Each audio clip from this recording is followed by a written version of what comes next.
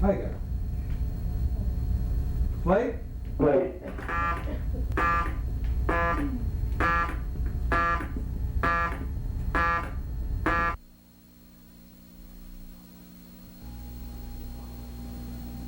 The following program is brought to you in part by General Foods Corporation and in part by the northwestern banks of the Twin Cities area.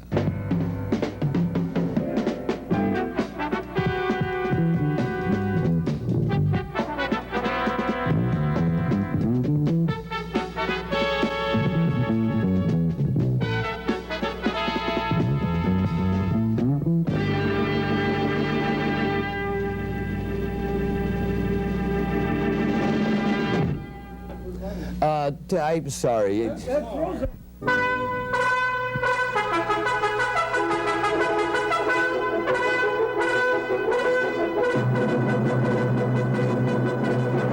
fiery host with the speed of light, a cloud of dust, and a hearty Happy New Year! the son of bedtime news.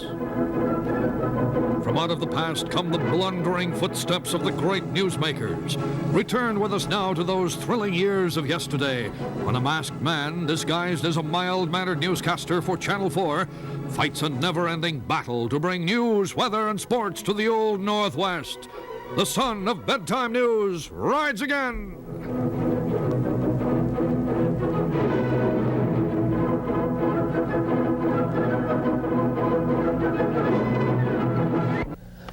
First off, I want you to know that from the beginning I've been opposed to presenting this special program. We did it last year and it was a real bomb. Oh, come on, it was a smash. Folks loved it. It was fun. Fun? It was dangerous. We can get in a lot of trouble. Taking all those politicians' statements out of context and running them all together like that. Who's gonna know the difference? Come on, politicians never remember what they say in public anyway.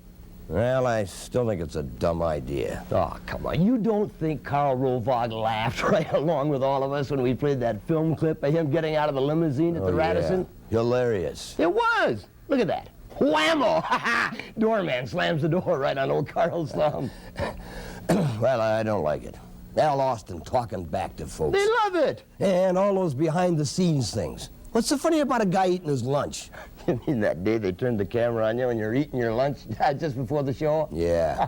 That was a scream.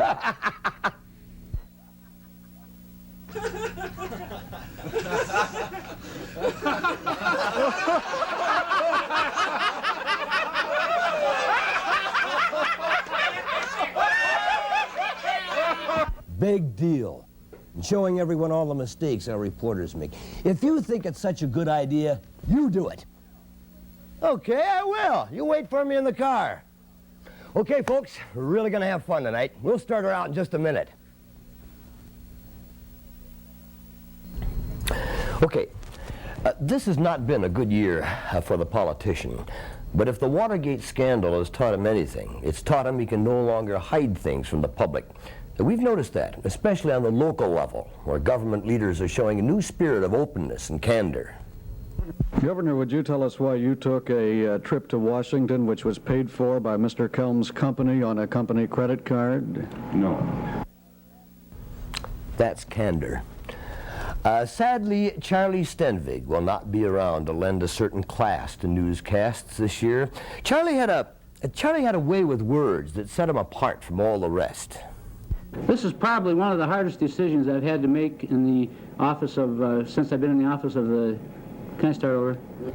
Well, of course, Charlie served as mayor of Minneapolis for 4.5 years, and if he has trouble remembering it, we certainly won't. Mayor Stenvig was always an asset to our old bedtime news programs. Actually, we never had to worry about taking his statements out of context. They were out of context when he made them. The first thing I've said is, I said before, I've asked people when they're going to serve on any board or anything else is to have an open mind, to do what the majority of the citizens want, except where life or limb are at stake. And that was a bunch of hooey. It was unjustifiable, it was unlawful and unconstitutional. It's ineffective, it's immoral, and it's unnecessary. I'll start that over, all right? I think it'll help. You just can't keep spending and spending, but not to the point there where our city will not progress and not be a progressive city, and then have the guts to stand up for their convictions and vote it. This is an easy thing to understand. There's nothing complicated about it. I'm glad he's well paid. It has been alleged that I was offered a bribe to change my vote. Thank you. Thank you. I don't really think that's even funny. I know it's supposed to be flip, but I think this is a human tragedy. I was hoping that I would be accepted. If he can be made to realize that it's simply a matter of his mental attitude and we can work with him and maybe help him, fine. We owe him this. But that's just one man's opinion. I'm not your man. We were right?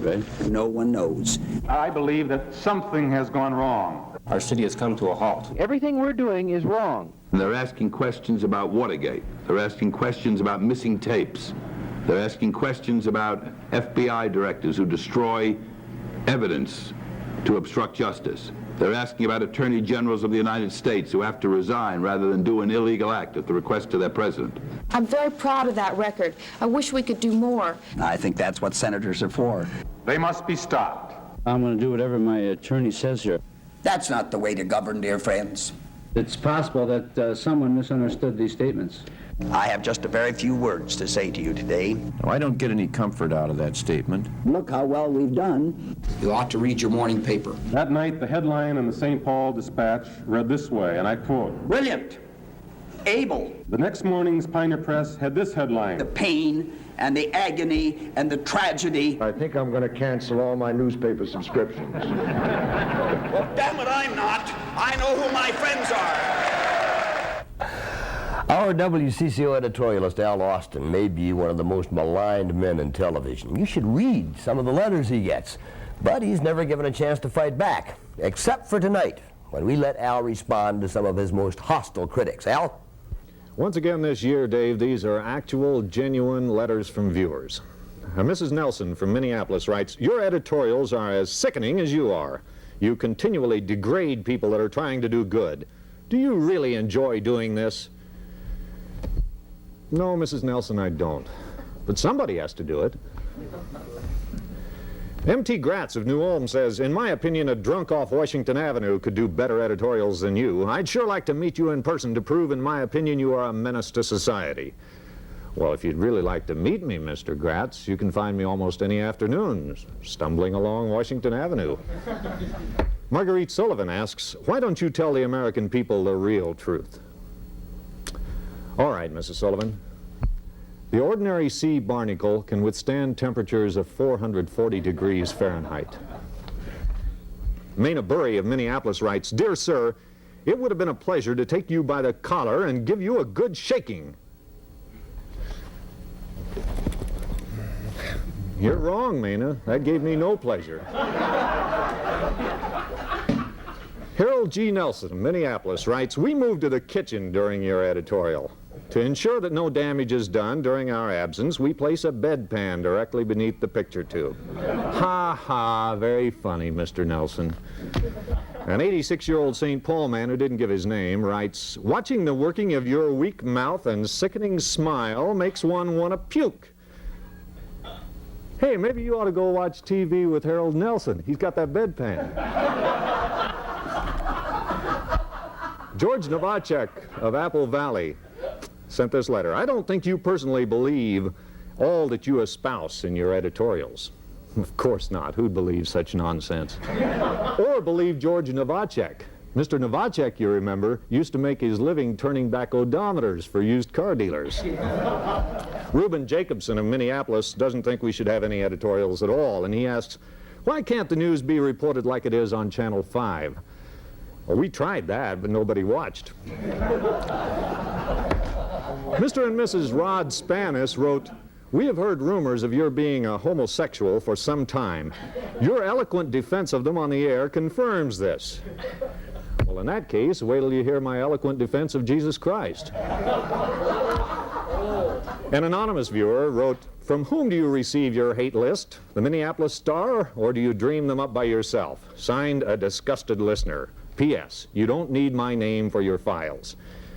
Well, that's where you're wrong. In fact, when we ran your handwriting through our computer, We found we already had an extensive file on you, Mr. Anderson. Oh, by the way, you're also on the Minneapolis Star's hate list. A.A. Richner Jr. of Wyoming, Minnesota says, Al Austin is so self-righteous, so critical, so know-it-all, so slanted in his views that one wonders just why a station like WCCO can tolerate him this long. Well, actually, Mr. Richner, they couldn't. I've been gone for some time. The news, you know, is taped several months in advance. Actually, this was taped long before you wrote us your silly letter. H.C. Bach of Minneapolis says this, you are playing a very dangerous game, Mr. Austin.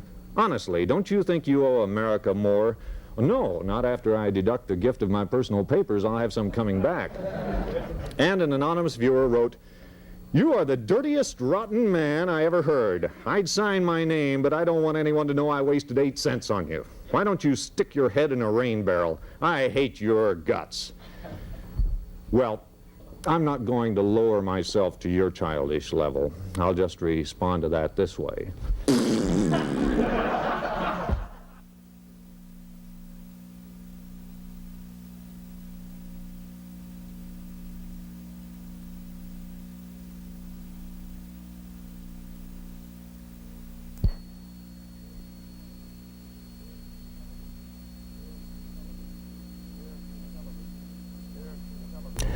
There are few television news reporters more dedicated than those at WCCO television, even though the hours are erratic and the pay not all that great.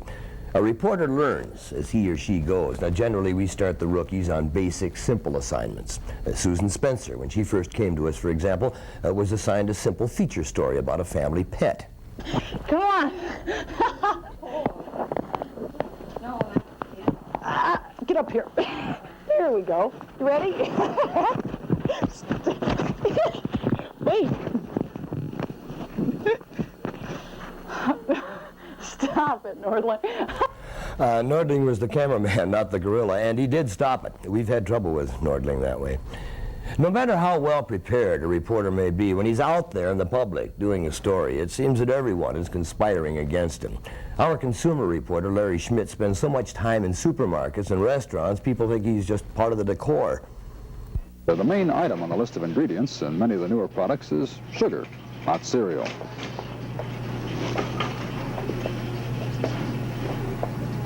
In the past few weeks, we've shown how city health officials inspect restaurants for violations of the Food and Beverage Code. Have a nice day. Yes.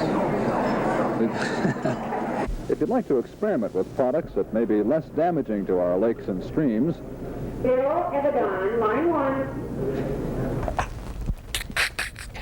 There are few on our staff who can match Rod Challenger for cool professionalism. Poetic journalism. To a simple story, Rodney adds the eloquence of a Shakespeare. The leaves that created the sap now being collected now provide the rustling carpet for the men who traipse through the woods in search of one of nature's most sweetest. The leaves that created the sap now being collected also now provide the magic, the rustling carpet, you dope. The sap that created the harvest, the leaves that created the harvest, the sap. That's been one of Rodney's problems, too much sap in his writing. We've suggested that he stick to straight, factual journalism. No frills, nothing fancy, just clear, straightforward reporting. But the new party primary designation, primary party designation bill. Cut it. But the party primary, why do I keep saying that? But the party I just have a mental block. Try it again. However, the primary election, Stop. But the priority, damn it. I'll keep trying it as long as you're willing. The new party primary designation.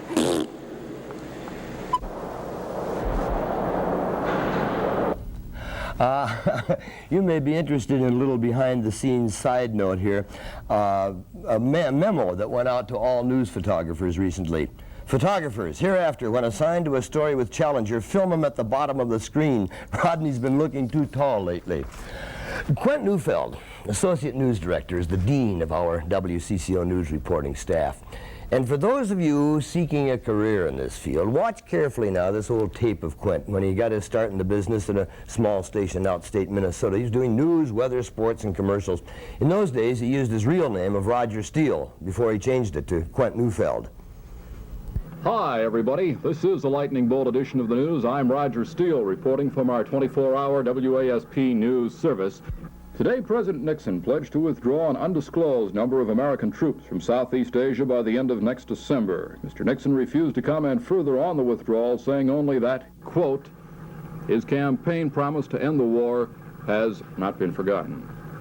Meanwhile, Vice President Spiro Agnew took another shot at the news media today. Speaking before the National Convention of the Veterans of Foreign Wars, the Vice President said, quote, the sensationalizing of the Pentagon Papers was just a cheap trick by certain lower members of our society to undermine the security of the United States of America, of which the Vice President, of course, is a member.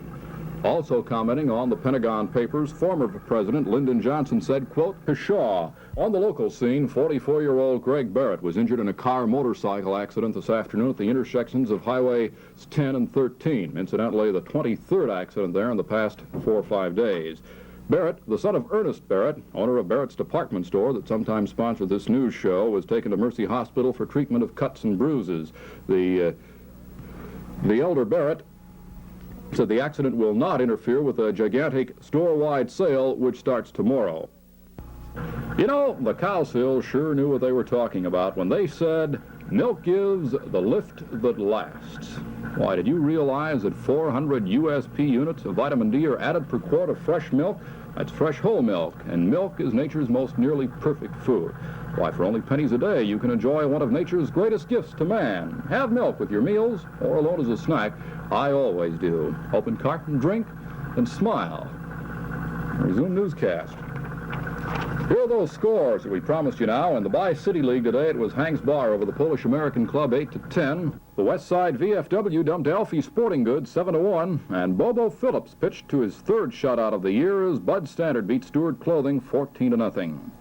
Now, for doing our 5-state weather map, I can tell you this. An occluded front is affecting just about the entire Waspland viewing region. Now, you're probably asking yourself how all of this affects our 5-state area. Well, let me tell you, if there's a key word in our weather tonight, it's occluded front. We have one running from right up here at Anamoose, North Dakota, right along the Mouse River, 300 miles straight down to Lower Brule, South Dakota. Behind this is nothing but turbulence, and at Bear Butte, South Dakota this afternoon, 85-mile-an-hour winds scored in Indian Village. Now, this whole system is moving on toward the east, and we have kind of a zigzaggy weather warning out. The weather warning is something like this: 70 miles either side of a line running from Ocheyedan to Keokuk to Maquoketa, then into Wisconsin, Waukesha, Kenosha, Altoona, Sparta, Neenah, Wausau, and finally Milwaukee. That's the WASP News for tonight. I'm Roger Steele, reminding you to have a very pleasant good evening. Good evening. Just about every year, CBS swoops down on us and carries off one of our star reporters. Phil Jones was one of them. This year it was Bob McNamara who has left us to work with CBS in New York, apparently impressing the network folks with his extraordinary sense of taste and compassion on those touching human interest stories he found along country roads, his genuine sense of concern for human despair. His house is for sale, the car is for sale, the bank has a mortgage on everything. Financially, he is broke. Psychologically, who knows? Who gives a I don't. I guess Bob's most impressive work was the day he was stalking thousands and thousands of wild geese in North Dakota. The problem here was that the geese could be spooked by the slightest noise or movement. Bob knew he had to get it right the first time, or the geese would fly off to Canada and he'd have to wait another year.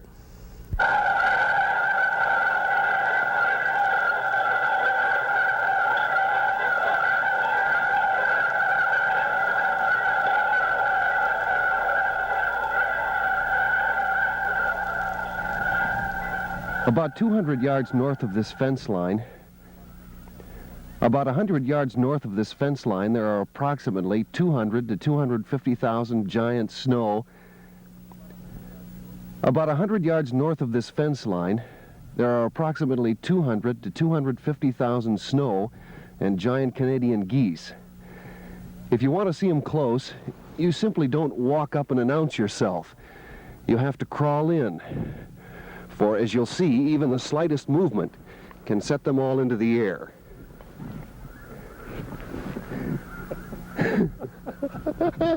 Which is a lot of So often I get the question, is Bud Kraehling really a weatherman, or does he just read some information prepared for him by someone else? Where do you get your weather from, Bud? Well, a lot of it comes out of the West. I mean, all those charts and graphs and instruments you use. Oh, well, they don't mean very much. I usually call the Weather Bureau. Call the Weather Bureau? Yeah, I say, hi there, what's the weather? And I write it down, and then I say it out loud to the folks. Well, don't you have to study the high and low pressure systems and the occluded fronts and the stationary troughs and all that sort of thing? Well, they have a way of working out. What has a way of working out? Well, those things, whatever you said, those fronts, those things. Yeah. What kind of education does one need to be a television weatherman? What do you mean? Well, I mean, such a technical subject as meteorology, it must require some special training. Oh, well, just living here in Minnesota is an education in the weather. Oh, how do you mean? Well, like in the summertime, I go outside and the sky is dark and I know it's going to rain. Yeah, if it doesn't rain? Well, then we go on a picnic. When did you first get the idea that you wanted to be a television weatherman? Oh, I was a lad in grade school, and I'd wear my raincoat, and it wouldn't rain.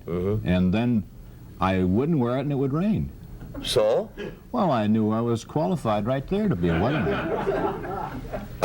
This is kind of disappointing, really, to find out that you're not out. I get tired of people talking to me about the weather all the time, really. Why don't you ask me about my hobbies or current events? What about current events? Well, I'm not so hot on current events. I never listen to you when you're doing the news. I'm working on the weather. Yeah, I understand. The folks on the street, people on the street you see all the time, what's the question most frequently asked? Well, in the summertime they ask me, is it hot enough for you? And then in the wintertime they say, is it cold enough for you? And what do you answer? Yeah, it is. There are about 35 other companies who wanted to show their commercials on our program tonight. We told them we just didn't have the time, but they insisted, so we let them have it. You are about to see something you may never have seen before. Chocolate pudding, blood, grass. One you smoke. Allen Montgomery Ward gave them what they wanted, and they came back. Introducing the fastest way ever to keep dentures clean. I don't know what it is about my face, but every Sunday, 11 guys like this go after it. This is me, holding up like a model. Sure doesn't hurt if you're pretty. I'll never get used to that. We won't tell if you won't. Which household ant and roach killer does exterminator Norman Cooper recommend? I use Ajax for dishes. Mike says a frozen dinner's okay. And I think Folgers tastes best. And cleans most dentures in just 10 seconds. Pour a cup on anything you want to come clean. Let's demonstrate on hundreds of flies. See that? It's putting an invisible sizing on them that'll help them last longer. All you have to do is hang them up to dry. A way to get your pantyhose clean without washing or rinsing. You change them. Far out. When you're out of Schlitz, you're out of Aftershaves, soaps, powders, lipsticks, brushes, shave creams, face creams, lotions, notions. Lunch! See this bean? Looks pretty good, doesn't it? It's not bad. What a difference pre-soaking with Axion makes. I've had it before. Oh, not this one. Yeah, it's blended special for extra good taste. Ants feed on it, and days later they die right in the nest. That's why Del Monte wouldn't want it. Would you? Now what do I do? Get to know your Avon lady. How you handle a hungry man?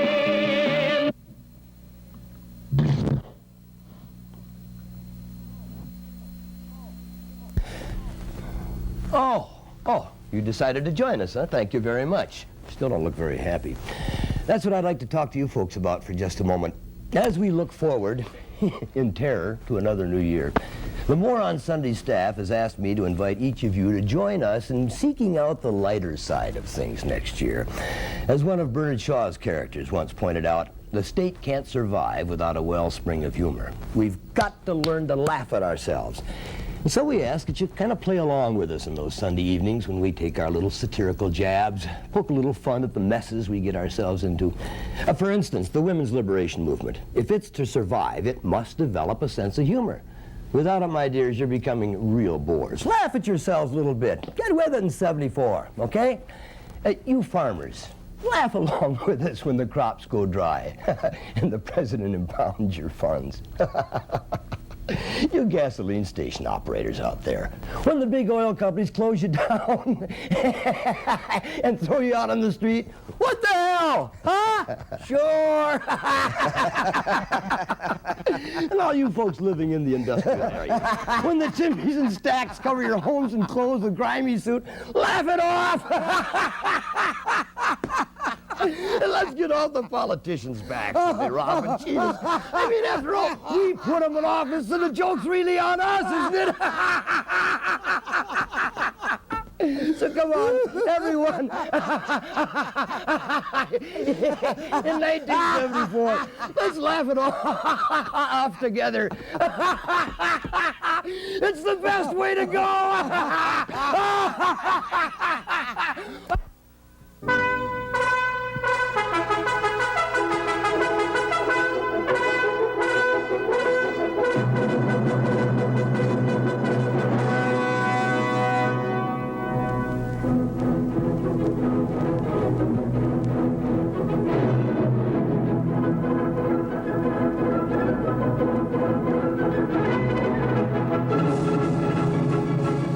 This program was recorded before a live studio audience could get a chance to see it.